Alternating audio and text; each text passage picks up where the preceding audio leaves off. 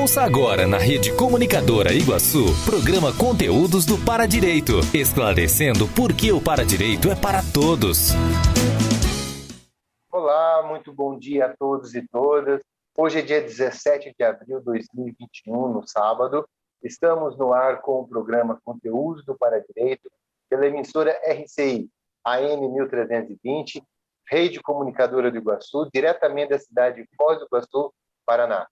Vamos lembrar que, segundo o verbete da Enciclopédia da Consciologia, o Paradireito é a ciência aplicada aos estudos técnicos, pesquisas teáticas, do conjunto de normas, princípios e paraleis, das manifestações conscienciais ou pensionizações justas, íntegras e retas, conforme o fluxo cosmoético e sincrônico do cosmos, a partir do emprego correto da energia imanente na vivência e para a vivência da mega-fraternidade.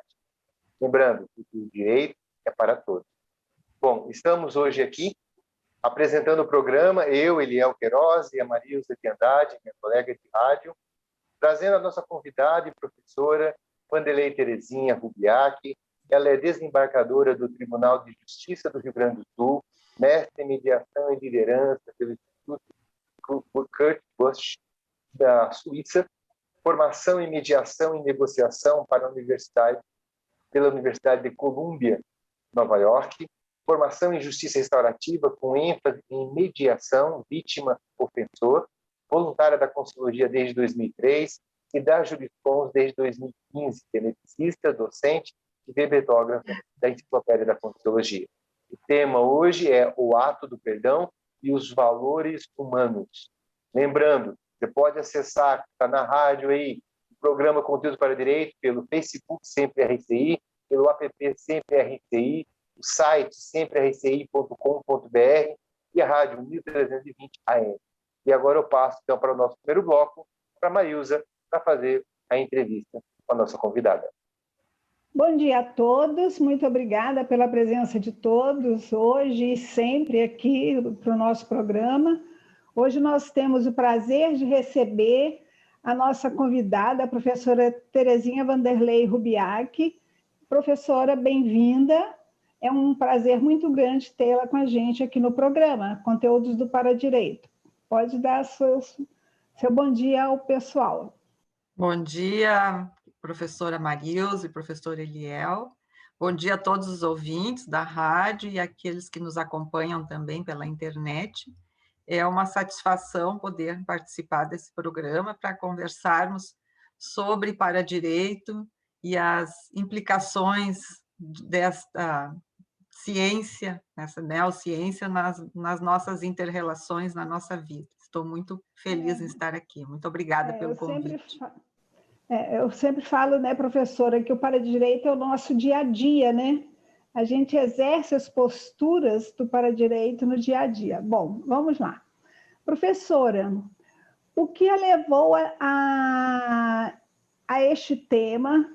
Qual é o seu... Esse interesse tem a ver com a sua vida profissional ou foi alguma ocasião especial em sua vida que você se interessou por essa questão do perdão, pelo ato de perdoar?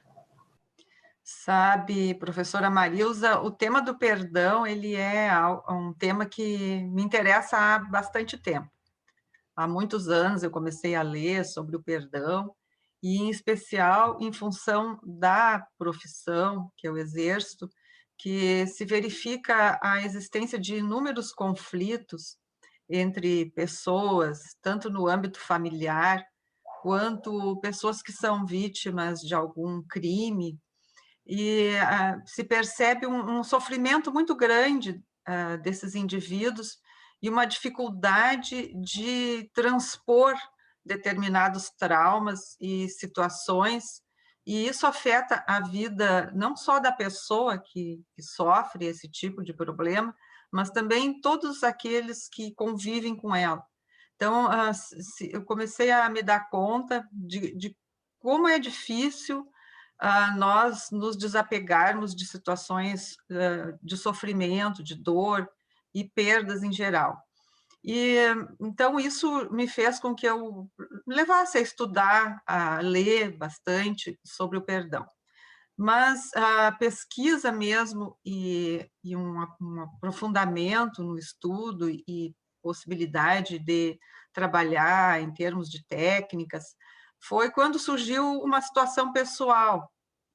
Passei por uma situação muito difícil que me deixou muito impactada e me causou muito sofrimento.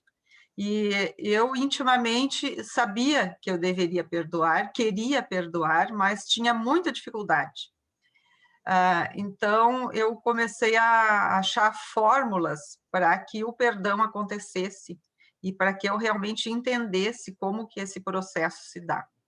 Então, além de ter um aspecto profissional, também teve uma necessidade pessoal de compreender todo o processo de perdão e de achar formas e fórmulas para poder alcançar uma autopacificação, uma tranquilidade íntima, que eu considero que seja o maior efeito do perdão.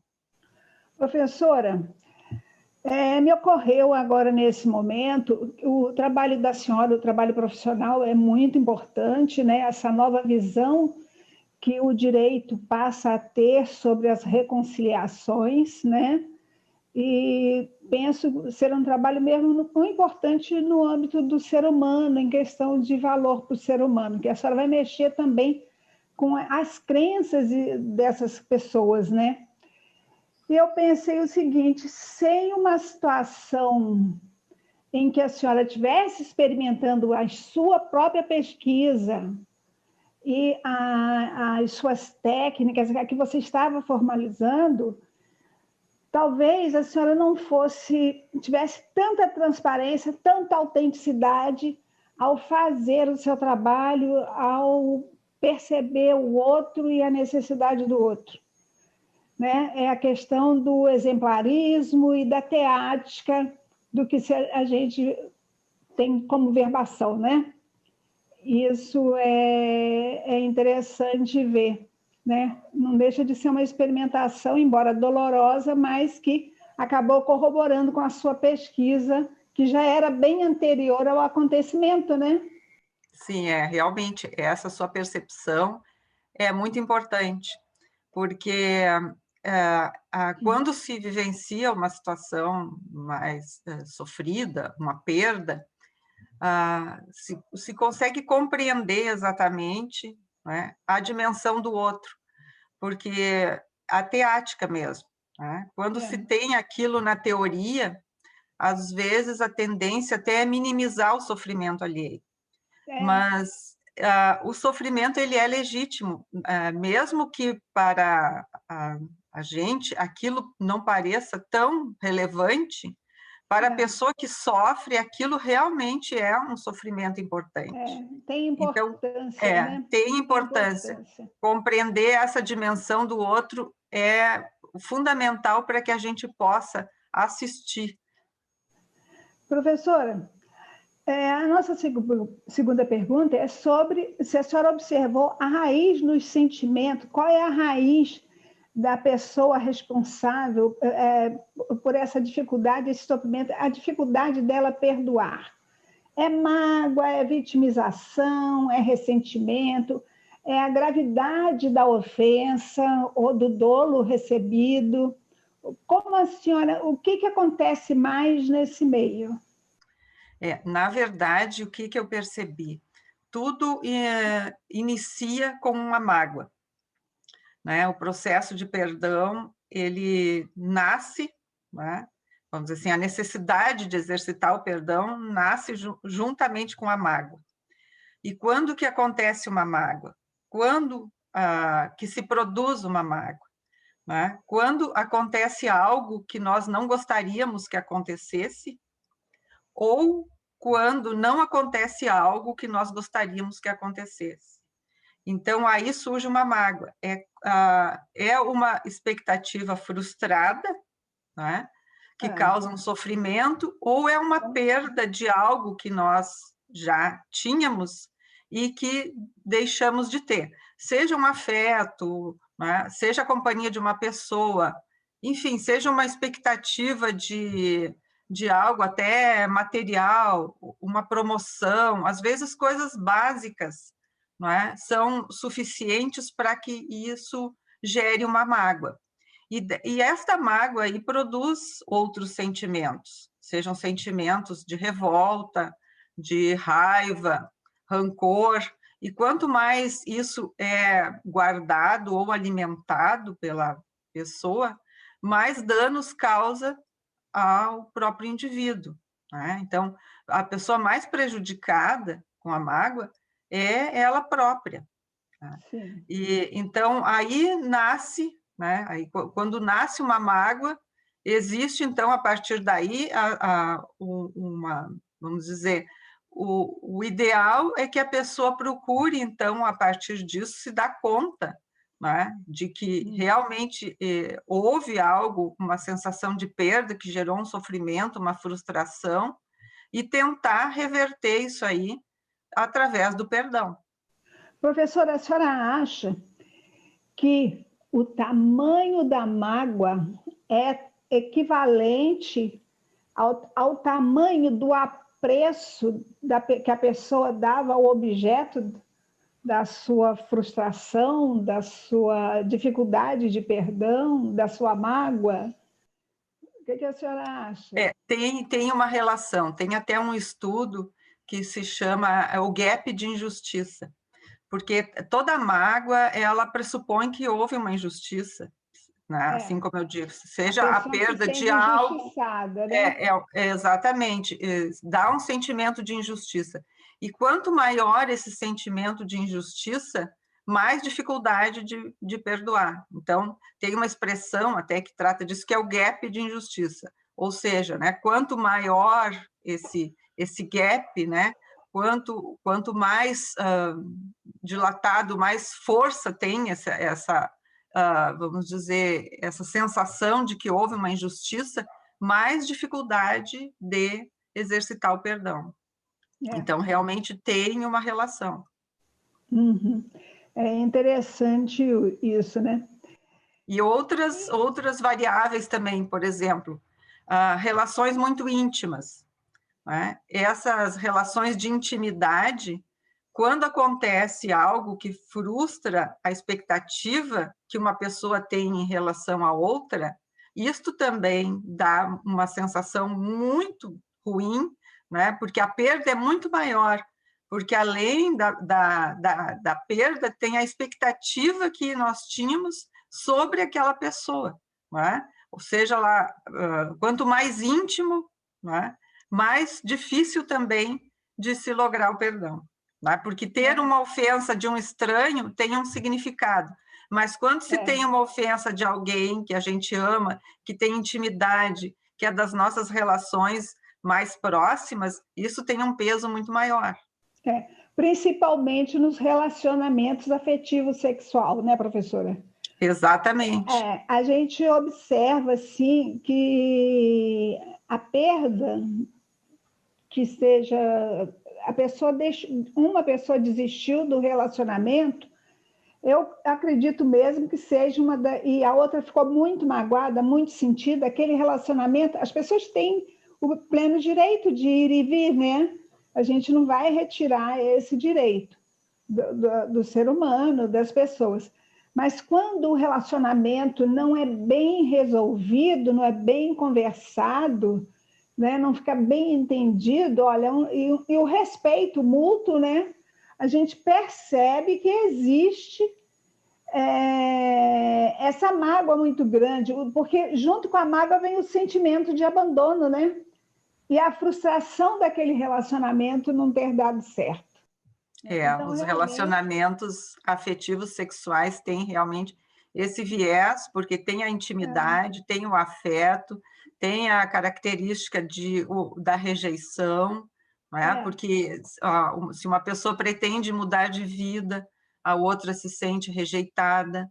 E tem também muitas situações realmente de distrato, enfim, né? Nos relacionamentos tem muitas situações que são difíceis mesmo de superar. Eu percebo também que essa mágoa, esse ressentimento, o ressentimento pode até virar ódio, né? Dependendo do potencial com que a pessoa, a força que ela dá aos sentimentos dela, que é uma das maiores pegas de interprisão grupo kármico, né, professora? É verdade, por quê? Porque enquanto se mantém aquele ressentimento, aquela mágoa, né?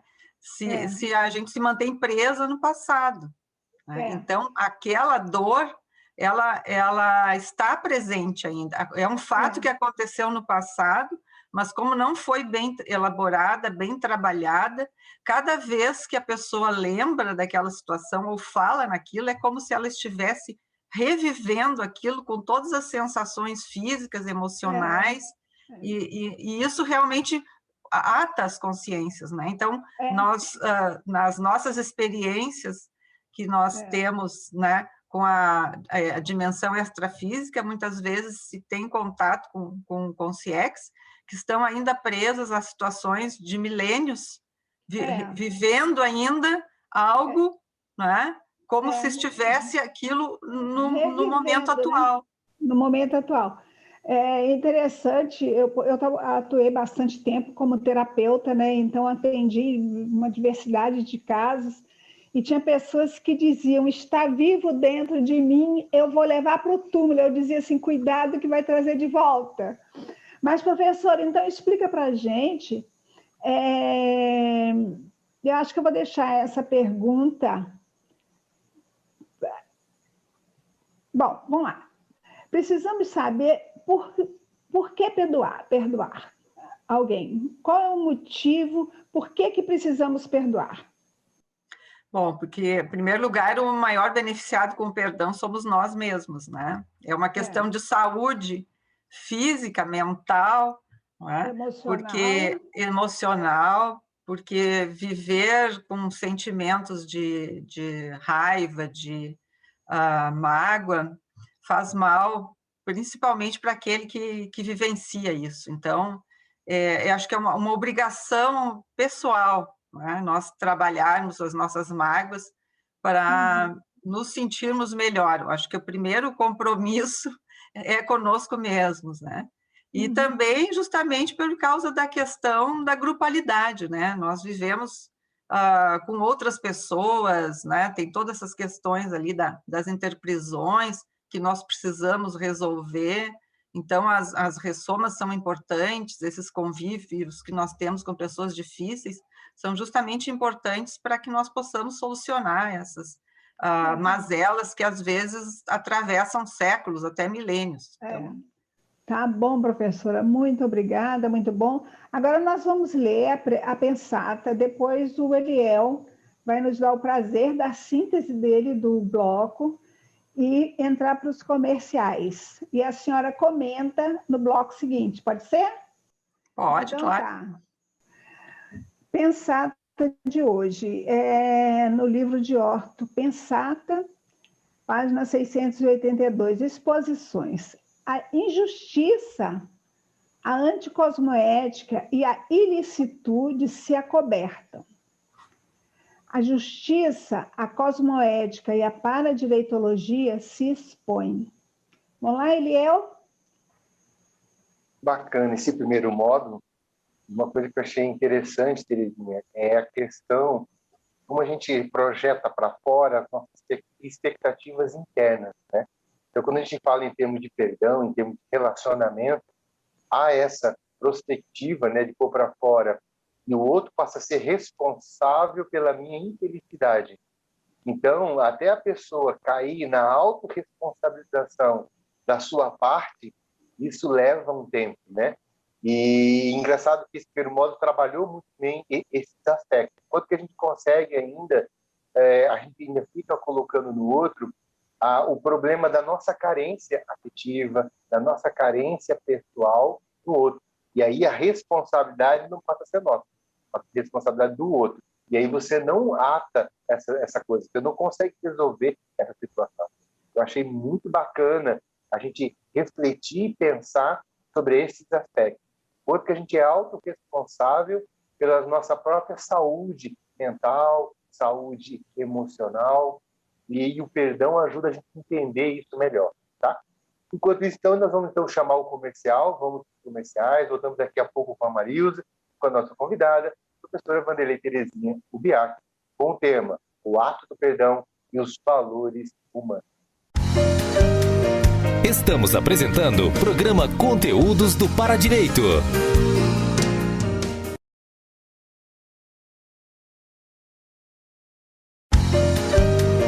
Voltamos a apresentar programa Conteúdos do Paradireito. Voltamos a apresentar o programa Conteúdos do Paradireito na RCI, Rede Fundadora do Iguaçu. E lembrando, vocês podem acessar o nosso programa através do Facebook, Sempre RCI, app Sempre RCI, site semprerci.com.br, rádio 1320 AM. Vamos dar o prosseguimento ao nosso bate-papo com a nossa convidada. Marilza, é com você o nosso segundo bloco. Ok, nós de novo, né, professora Terezinha, e vamos ao comentário da pensada. A justiça, a anticosmoética e a ilicitude se acobertam. A justiça, a cosmoética e a paradireitologia se expõem. É muito interessante essa pensata, né? Porque mostra ali a questão da transparência da consciência, né? Quanto mais ela pende, né, para buscar a justiça, a cosmoética e a paradireitologia, mais ela se expõe, mais ela se mostra como ela é. Até porque, na verdade, não existe o acobertamento, né? Tudo é muito exposto. As consciências se iludem de que conseguem acobertar as injustiças, os atos anticosmoéticos ou a ilicitude, porque mais cedo ou mais tarde tudo se põe transparente perante o paradireito, né, e a cosmoética. Achei muito interessante essa né? pensão. A própria consciência, né? Porque a pessoa sabe quando está fazendo errado, porque ela sabe também como faria o certo, né? Ela pode até não conseguir, mas ela sabe o que é o certo, né? Muito boa, professora. Professora, vamos lá no nosso segundo bloco agora. Quais são os fatores dificultadores para se conseguir perdoar alguém? Professora Marilza, quando eu comecei a pesquisar o tema, eu, inclusive, escrevi um verbete para a Enciclopédia da Conscienciologia, que é a técnica do perdão. Lá eu fiz um levantamento de 10 fatores dificultadores do perdão, mas eu vou falar aqui de alguns que eu acho que são mais relevantes, né? Acho que um dos principais é a tendência à autovitimização. Como o professor Eliel comentou antes, a questão de culpar o outro pela própria infelicidade, né? Transferindo a esse outro, né, o poder sobre os fatos da vida. Então, tem pessoas que se sentem incapazes de gerenciar a sua própria vida, se põem numa condição de vítima e acham que a humanidade, os outros, os parentes, os amigos, o chefe, é responsável por tudo aquilo que dá errado na vida dela. Então, é uma eterna transferência de poder, né? Porque o poder está na mão da consciência. Mas aquele que se auto-vitimiza está entregando ao outro, né, o poder de gerenciar a sua própria vida e colocando nos outros uma responsabilidade que eles não têm, porque nós somos responsáveis pela nossa condição, né? Como nós estamos, se estamos bem, se estamos mal, independente daquilo que nos acontece, né? O estímulo, a resposta é responsabilidade de cada um. Então, eu percebo que aquela pessoa auto-vitimizada tem mais dificuldade de perdoar, né? Porque a posição de vítima, às vezes, é confortável, porque tira da pessoa a responsabilidade pela própria felicidade e pelo próprio bem-estar. Esse eu acho que é um dos fatores. O outro fator também que eu vejo que gera muita dificuldade da pessoa perdoar é quando ela sofre uma ofensa ou sofre algo, um revés na vida, e aquele que provocou esse ato não admite que tenha errado. E, às vezes, até transfere para aquele que ele prejudicou a responsabilidade por ter, assim, realizado. Vou dar um exemplo bem básico disso aí, que, às vezes, eu converso com muitas pessoas e que vamos dizer assim, que tem uma relação afetiva e tiveram uma traição. Então, o que a pessoa alega como tem dificuldade de perdoar? Que, normalmente, né, aquele que traiu ainda coloca a culpa na pessoa traída, dizendo, não, eu traí porque tu não foste uma boa mulher, ou porque tu me deixaste a desejar, né? Então, isso gera uma situação de injustiça e inconformidade que prejudica o perdão, quando o outro não assume a sua responsabilidade pelo problema. Tá? Ou, eu tive um caso até interessante para ver a situação que, normalmente, quando a pessoa pratica um ato, até uma ilicitude, sempre acha uma justificativa. Né? Então, quanto mais a pessoa se justifica, mais difícil para perdoar. Um exemplo absurdo até que eu tive num caso de estupro, que era uma situação de que um vizinho foi dormir na casa do outro porque a mulher foi viajar. Né? E durante a noite ele abusou da filha do vizinho. Né? E qual foi a desculpa que ele deu? Ele disse que fez isso porque a mulher dele tinha ido viajar. Então, na verdade, ele estava colocando a culpa na mulher que tinha ido viajar, por ele ter ido dormir na casa do vizinho, e aí acabou fazendo algo que ele não queria fazer. Né? Então, isso eu percebo, né, que quanto mais aquele que causou o problema se justifica, mais difícil fica para quem sofre perdoar. Porque aí a gente volta àquela situação do gap de injustiça. Além de ter feito alguma coisa que fez o outro sofrer, né, ainda transfere a responsabilidade para ele. Né? Isso dá muito mais a sensação de injustiça. Tá? Outra questão também é levar tudo muito para o lado pessoal. Tá? Sempre achar, né, que aquilo aconteceu porque era comigo.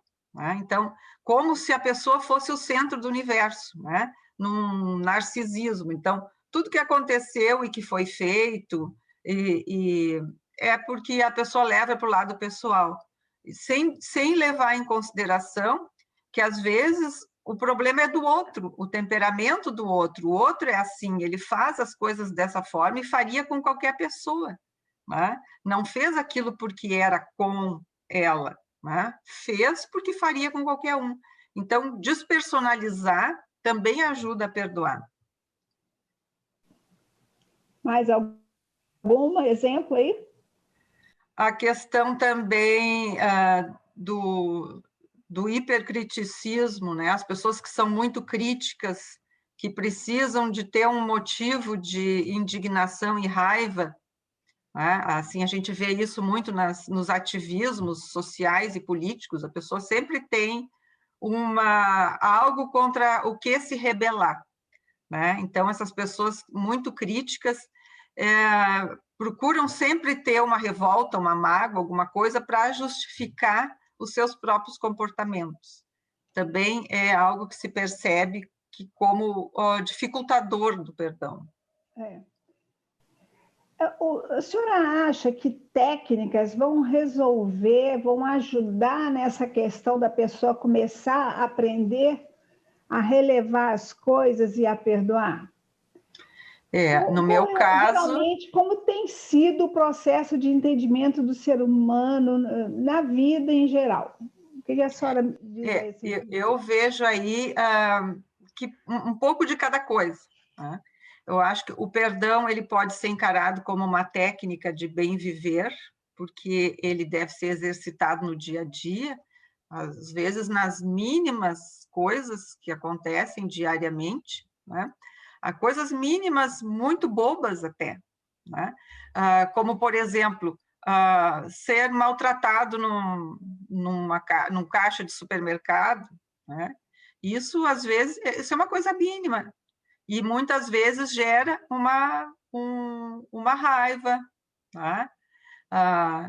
Então, é se propor, o primeiro de tudo é a vontade, é se propor a querer perdoar, né? Então, o primeiro fator aí é a vontade, a determinação, a motivação é importante, né? Por que que eu acho que eu devo exercitar o perdão? Né? Aí, então, entra aquela questão, primeiro, né, como a gente já falou, é uma questão de bem-estar pessoal, né? Se eu andar carregando mágoa e raiva, a mais prejudicada seria eu, né? Professora Terezinha, a senhora acha que perdoar, ou pelo menos aceitar a ideia de perdoar alguém, é uma questão de inteligência?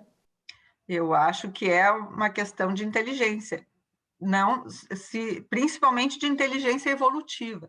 Se nós formos pensar sobre o aspecto da evoluciologia, né, perdoar é a opção mais inteligente que nós temos. Por quê? Porque nos ajuda a superar os entraves das interprisões grupocármicas. Porque enquanto nós não superarmos, né, os nossos problemas com os nossos compassageiros evolutivos, nós vamos estar atrelados a situações e a circunstâncias, né, e muito focados ainda na questão do ego, porque perdoar também é abrir mão do ego, né? É uma forma de ir se desligando desse egão que nos prende, né? E aí nós vamos conseguir ter mais liberdade de atuação até, porque vamos estar mais liberados dos nossos próprios entraves grupocármicos. Professora, essa questão da pessoa usar a inteligência, o nível de inteligência que tiver na vida, vamos dizer que alguém esteja perdido aí nos seus sentimentos e assiste essa nossa palestra. Ela disse, bom, ela vai se sentir até ofendida, né? Nossa, mas eu também burra eu não sou. Não é isso. É uma questão de objetivar. E eu penso que para a pessoa usar a inteligência, bom, de hoje em diante eu vou decidir não dar tanta importância a quem me magoou, porque você também acaba elevando o potencial dessa pessoa aos seus próprios olhos, né? Ela deu tanta força, a pessoa sai pela vida fora carregando a força do outro, impedindo que ela seja feliz, né? Exatamente. Na verdade, está transferindo ao outro um poder que o outro não tem. Está dando ao outro um poder sobre mim. Que não tem. Então, aí eu me mantenho vinculada a esses sentimentos, é um acontecimento do passado, eu saio arrastando a fieira, né, das dores pela vida afora, né? Agora, veja só, para chegar a esse momento de usar minha inteligência de forma tão objetiva, eu preciso ver também o que é de minha responsabilidade naquela situação e o que é da responsabilidade, o que é uma supersensibilidade minha e o que é realmente que a pessoa fez, né? Porque tem pessoas muito sensíveis que a mínima coisa as ofende demais, elas ficam muito sensitivas ao que vem de fora para dentro. Então, o uso da inteligência nessa questão, dessa forma, seria uma questão de entrar também numa autopesquisa, a senhora não acha? Com certeza, Marilda, é fundamental a autopesquisa, porque na medida que eu sei o que me causa esse sofrimento e dor, né, onde aperta o sapato, né? O que me magoa, o que me ofende, eu tenho maior capacidade de lidar com isso, né?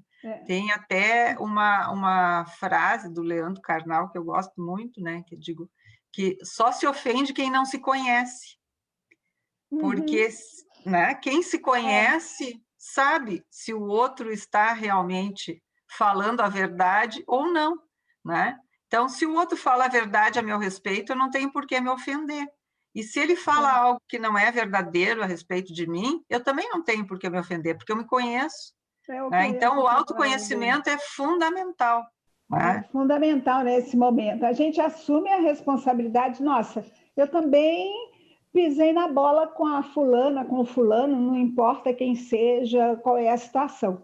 A questão é a gente admitir que teve não a culpa, mas parte de responsabilidade.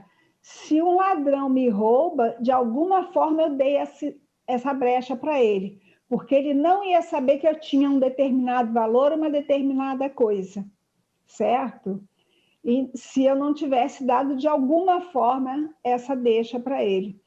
E assim a gente vai. É uma analogia simples, mas que para as pessoas começarem a pensar, a usar a sua própria inteligência. E, professora, então me diz uma coisa. Qual o gancho ou o sinal que podemos identificar na nossa dificuldade para conseguir começar a perdoar? Eu acho que é exatamente isso que nós comentamos, né?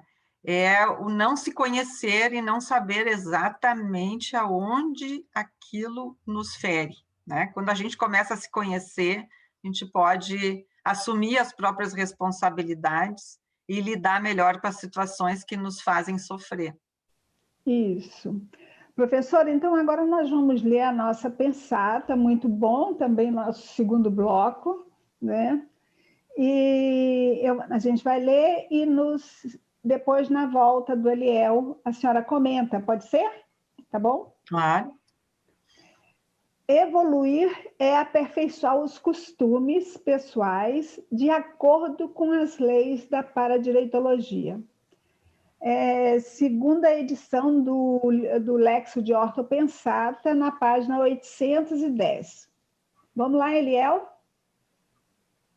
Bom, nesse segundo bloco eu teve a das que dificulta, né, o perdão. Uma coisa que mais me chamou a atenção é que muitas vezes a pessoa, ao não admitir o próprio erro, não admitir que errou, ele gera essa interprisão para quem se sentiu lesado na situação, né, que se sentiu prejudicado.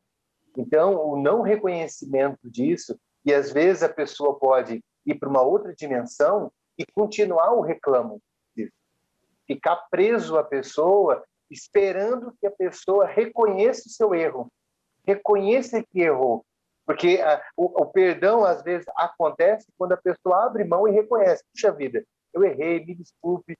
Mas aí, quando a pessoa encontra justificativa ou falácias lógicas para isso, ele acaba gerando uma interprisão com a pessoa. Por isso que fazer o movimento é inteligente evolutivamente, porque você se liberta dessa situação.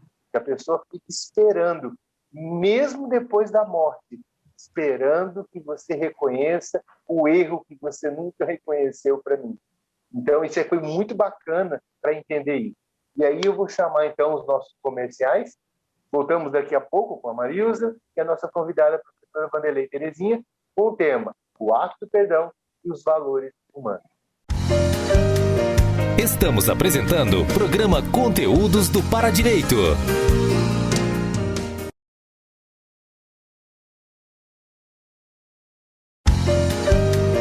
Voltamos a apresentar programa Conteúdos do Paradireito.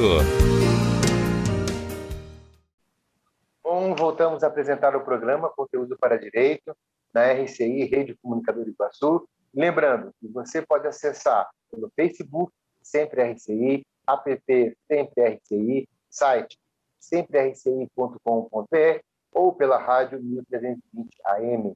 Vamos dar prosseguimento ao nosso bate-papo com a nossa convidada, a professora Vanderlei Terezinha. Marilza, vamos para o nosso último bloco. Ok, professora, nós de novo.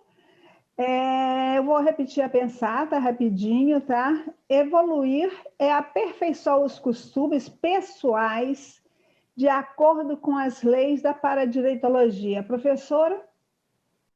Eu acho que essa pensata tem tudo a ver com o nosso tema, porque aperfeiçoar os costumes pessoais, né? O perdão, ele precisa se tornar um costume, um hábito na nossa vida, né? E o exercício diário, acho que é importante, então, essa pensata tem tudo a ver com o nosso tema aqui, porque se a gente começar a perdoar pequenas coisas no dia a dia, prestar atenção naquilo que nos ofende, que nos magoa, nos machuca, às vezes até uma pessoa não cumprimenta a gente, aquilo já gera um desconforto, gera uma mágoa, né? Então, começar a reconhecer, estar atento para perceber as pequenas coisas que nos ofendem, vamos dizer assim, e começar a lidar com as pequenas coisas que, com o tempo, a gente vai criando o hábito e vai aprender a perdoar também as grandes coisas. Então, é um exercício diário, por isso que essa pensata tem tudo a ver com o nosso tema, porque se torna um costume perdoar. E também tem o detalhe, né? Para isso se tornar um costume, você precisa começar a ter o costume também de se conhecer melhor, né? Nós somos os nossos legisladores, nós somos os responsáveis pelo nosso bem-estar. Então, muitas coisas, se nós não fizermos por nós, ninguém vai fazer. Ninguém vai descansar seu corpo numa cama, ninguém vai tomar um banho, ninguém vai num salão de beleza se embelezar por você. Você tem que fazer essas coisas por você, né? E várias outras coisas na vida, né? E assim. Então, é interessante essa questão do costume, né? Pode ter uma dificuldade inicial, mas tudo muda na vida, né? A evolução, ela é uma coisa mutante, né? Ela é mutante, você hoje está de um jeito, amanhã você absorve novas informações, já amplia o pensamento, amplia o discernimento, já começa a agir de outra forma. Evolução é isso. Inteligência evolutiva, uma das facetas é aproveitar as oportunidades e o aprendizado de tudo aquilo que nos vem à mão. Se vem, eu tenho uma coisa comigo, sabe, professora? Se vem até a mim é porque é comigo, então eu também não deixo para ninguém. Sim. Mas, professora, vamos seguir aqui no nosso bate-papo, entrevista, esse encontro informal aqui entre colegas evolutivos. É o seguinte, afinal, o que é o perdão e como acontece? Quais são seus mecanismos? Onde entra o para-dever do intermissivista no ato de perdoar? Bom, eu sempre gosto de dizer que, primeiro, a gente tem que saber o que não é o perdão, para poder entender o que é o perdão, porque há muita confusão, né? Então, tem muitas pessoas que acham que perdoar é esquecer. Não, perdoar não é esquecer, perdoar é superar, né? É resolver uma determinada situação. Também não é ser condescendente, passar a mão por cima do outro, né? Dizer, não, coitadinho, ele fez porque ele não sabia, né? Também não é isso aí. Às vezes, esse tipo de postura acaba sendo um acompliciamento com alguma coisa anticosmoética que foi praticada, né? Então, tem que cuidar muito também para que o perdão não seja, o suposto perdão, não seja um ato de acompliciamento, né? Então, não é desculpar o mau comportamento de alguém, não é ignorar os próprios sentimentos. Por quê? Porque o primeiro passo para o perdão é admitir que nós fomos magoados. Então, quando a gente se põe muito acima dos outros e acha que, não, isso para mim não me afeta, né? Isso também não é perdão, isso é soberba, né? Então, isso também precisa ser compreendido. Não é mascarar o sentimento, fazer de conta que não aconteceu, né? Também não é a passividade, principalmente passividade em relações abusivas, isso não é perdão, isso é pusilanimidade. Então, tem muitas coisas que precisam ser clareadas em relação ao perdão.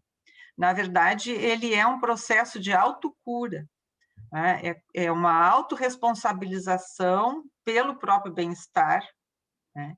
É uma escolha cosmoética, é aquilo que é o melhor para todos, inclusive para aquele que perdoa, né? Até há um paradoxo que diz que o perdão ele é mais benéfico para quem perdoa do que para quem é perdoado, porque aquele que é perdoado, às vezes, muitas vezes nem sabe que machucou o outro, né? Ele não tem noção, às vezes ele nem fez aquilo deliberadamente. Então, sempre o maior beneficiado com o perdão é quem perdoa. Então, é uma decisão intraconsciencial, em primeiro momento. Ninguém pode ser obrigado a perdoar, isso aí não existe, tá?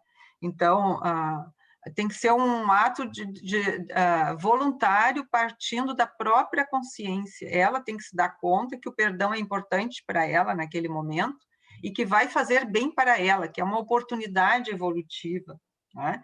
E aí, eu considero também que o perdão é um para-dever intermissivo, né? Porque nós temos, primeiro, o para-dever é conosco mesmo, né? Então, estar bem, né, para poder ajudar os outros, para poder assistir os outros, é um para-dever intermissivo. E assistir aos outros, né, com desafeição é impossível, né? Então, se eu tenho alguém, alguma companhia de vivência nesse período, né, em que eu estou aqui na dimensão intrafísica, né? Se eu tiver alguma desafeição com essa companhia, eu não vou ter condições de assisti-la, né? Então, não há o fechamento da conta grupocármica, né, sem o perdão. Então, é um ato de inteligência evolutiva, né, principalmente. E outra coisa também, o que nós temos que ter presente para o intermissivista, né? Nós viemos aqui com uma programação existencial, e essa programação, a longo prazo, ela visa transformar o nosso planeta, né, ao invés de um planeta hospital, num planeta escola, né? E formar as bases para um Estado mundial cosmoético. Sem perdão, não vai existir Estado mundial cosmoético, né? Enquanto as pessoas estiverem com esse sentimento de belicosidade, né, não vai existir Estado mundial cosmoético. Então, tudo começa pelo perdão. Professora Terezinha, a senhora colocaria o ato de perdoar como um egocentrismo cosmoético? Olha, boa pergunta, não tinha pensado a respeito disso. Mas acho que sim, tem lógica, né? Porque, na verdade, como eu falei, né? O perdão, o maior beneficiado com o perdão é quem perdoa. E então faz bem, vai fazer bem para mim em primeiro lugar, né?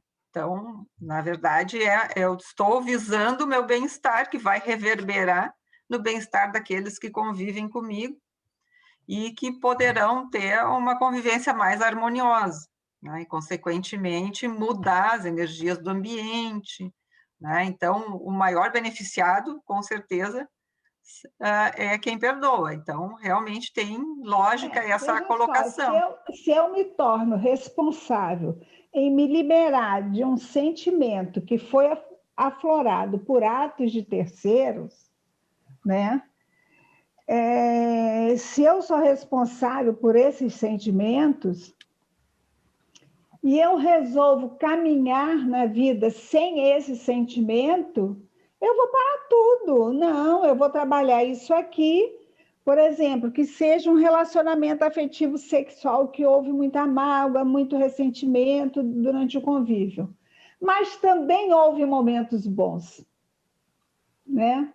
Eu penso que as pessoas devem se segurar nesse registro de bons momentos, para relevar e começar a perdoar. A partir do momento que ela começa a relevar, ela começa a perdoar. Ah, é difícil isso, a responsabilidade é toda do outro. Não, ela pode começar a pensar que não, eu vou relevar porque uma única vez eu fiz algo, né? E ele me perdoou. Então, vamos em frente. Então, e se eu vou entrar numa autopesquisa, se tem esse momento da autopesquisa, do egocentrismo cosmoético, que é onde eu vou me melhorar, para melhorar o meu convívio com o outro, para melhorar o ambiente à minha volta, dentro da minha casa, ser uma pessoa mais aprazível para quem se chegar a mim, não deixa de ser, né? Um egocentrismo cosmoético, né? Sim, sim, né? Com certeza. O egocentrismo cosmoético, pelo meu entendimento, é justamente isso. Você se fecha, se trabalha, se melhora em prol de um ambiente melhor à sua volta, né? Porque não deixa de ser um processo do ego-karma. Né? Sim, acaba afetando tudo. Exatamente, né? O dever afetando. de nós nos tornarmos melhores. De tornarmos melhores, porque aquilo está sendo entrado, aqueles sentimentos pesados, está sendo entrado no meu dia a dia, eu carrego meu sentimento para onde eu vou. Aí, se a pessoa que nos ouvir, ela achar isso difícil, é só pensar naquela parenta idosa, rancorosa, que todo mundo foge dela, ou parente, né? Às vezes é um tio, um avô, um primo, algum parente, algum amigo chegado, que quando chega é aquele azedume. Uhum. Então, é bom se espelhar nele para exercitar isso. Exatamente. Exatamente. Então, é ficar preso num problema do passado e carregar aquilo para o resto da vida, um peso, né? Carregando um peso e dando para o outro um poder que o outro não tem. Isso é muito importante. Exatamente isso que é importante. A gente dá para o outro um poder de nos tornar infelizes. Então, qual é a vantagem disso aí? Vamos trocar, colocar uma palavra bonita do seu vocabulário, outorgar a outro. Exatamente. Abre mão da sua felicidade, entrega para o outro, né, a sua infelicidade. Não tem lógica. Se nós formos pensar, isso não tem lógica. Não é? Não tem, né, professora? Ô, professora, vamos, infelizmente, à nossa última pergunta da nossa entrevista. Tá? Por fim, professora Terezinha Vanderlei, quais são os princípios e valores que estão contidos no perdão? Olha, eu acho que o principal, o mais importante dos princípios é o princípio da inseparabilidade grupo-kármica. Esse eu acho que é muito relevante e é o principal, porque mais cedo ou mais tarde nós vamos ter que nos reconciliar, porque nós vamos viver, existe essa inseparabilidade dos grupos evolutivos. Então, não tem jeito, não tem... é perdoar ou perdoar, não tem opção. Nós vamos conviver com o nosso grupo evolutivo por muito tempo, porque existe esse princípio inexorável, né? Nós evoluímos juntos, nós não evoluímos sozinhos, então, quanto mais cedo nós nos perdoarmos e restabelecermos as relações, termos mais liberdade uns com os outros, mais afeto, mais empatia, mais fácil e mais vai nos tornar a evolução. Tá? Então, é o princípio e outra coisa, o valor evolutivo acima de tudo. Nós estamos aqui nessa vida intrafísica para ajustar os ponteiros da nossa evolução. Então, esse valor evolução, ele tem que ser prioritário. Então, na dúvida, devemos nos perguntar o que é mais evolutivo nesse momento? É guardar mágoa, rancor, sofrimento? Ou é liberar, se tornar uma pessoa mais livre para Autoliberação, né? agir. É. Ah. Ô, professora, então essa foi a nossa última pergunta, um prazer muito grande tê-la com a gente aqui. E vamos para a nossa última pensata. A paradireitologia é a linha de autocognição que expõe com abrangência maior ou cosmovisiologicamente o universo complexo da dignidade humana. Entrada Dignidade, página 528 do DAC. Essa pensata é bastante profunda. Pois né? é. Que a dignidade humana é um valor importantíssimo. Né? E se nós transpusermos para o nosso tema aqui do perdão, Sim. né?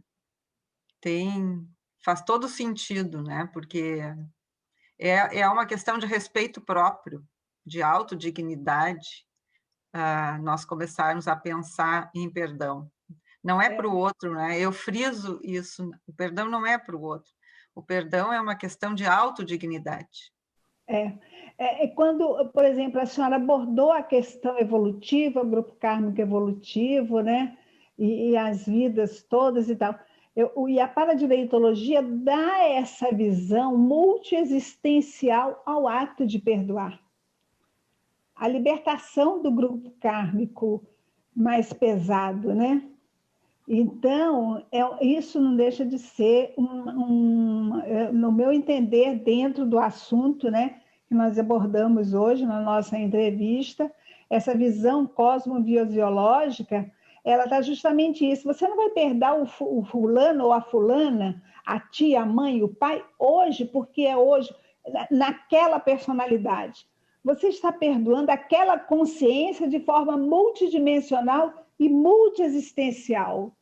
Você está cortando esses vínculos nosográficos entre você e ela de séculos e séculos, né?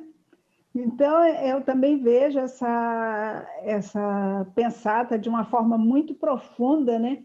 Uma abertura muito grande, quando você se libera de um pensamento de raiva, de mágoa, de um pensamento mesquinho, você está se libertando para o resto das suas próximas vidas, né, professora? Exatamente. Uma autolibertação. Vamos chamar agora o professor Eliel. Você está fazendo uma síntese bem curtinha. Eu acho que é interessante, dentro desse aspecto, né, o quanto que a gente tem autoconsciência da responsabilidade evolutiva no ato de perdoar. Eu acho que a gente pensar sobre isso é um nível de reflexão bastante profunda, porque quando você perdoa, você está perdoando para o outro, está perdoando para você. E essa libertação, ela é de mão dupla, tanto do outro quanto de você. Então, essa foi uma reflexão assim, bastante interessante e nós temos que pensar e refletir muito bem. Então, vamos pedir, então, Marilda. Vamos despedir, né, professora? Despedir dos nossos ouvintes e assistentes. Pode ficar à vontade. Eu quero agradecer a oportunidade de falar sobre esse assunto. Mais uma vez, desejar a todos que possamos refletir bastante sobre o tema, né? Fico à disposição aí para retornarmos e termos mais conversas sobre esse tema tão interessante, tão importante para todos nós. Muito obrigada, a gratidão por poder ter participado aqui do programa Conteúdos do Paradireito.